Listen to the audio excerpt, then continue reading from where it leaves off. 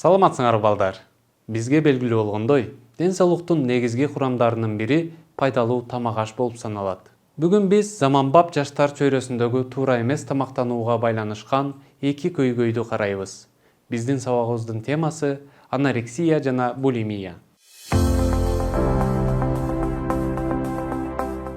Өспүрүмдөрдөн мен арыкташым керек, мага кандайдыр бир диетаны айта аласыңарбы деген сөздөрдү көп угасың. Салмагым көбөйөт деп коркуу менен жаштар өздөрүн диета менен кыйнашат же ачкачылыкты сезип жаткандыгына карабастан тамак аштан баш тартышат.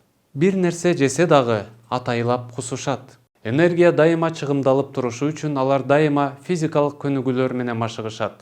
Мындай өспүрүмдөрдө нерв анорексиясы өнүгөт. Алар салмагын аябай жоготушат.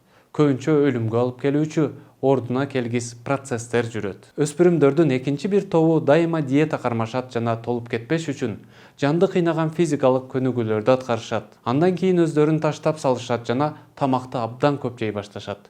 Башкача айтканда, алардын ашыкча тамактануу приступу байкалат. Мындан соң алар кусушат же ичти жумшартуучу көп дарыларды ичишет.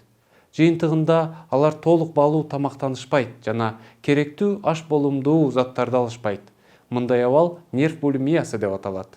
Бул оор учурларда анорексиядагыдай эле суусузданууга жана арыктоого алып келет. Анорексияны жана булимияны дарылоо абдан татаал, анткени дене эле эмес, ошондой эле психика дагы жабыркайт. Өспүрүмдөр дайыма өздөрүн семирип кеткендей сезе беришет. Кымбаттуу балдар, келбеттүү жана сулуу болуу үчүн силерге өзүңөрдү диета менен кыйнаштын кереги жок. Фастфуд, туздуу жана майлуу азыктардан баш тарткыла. Жашылча жана жемиштерди көбүрөөк жегиле. Күнүнө 1,5-2 литр суу ичкиле. Физикалык көнүгүүлөр менен машык кыла.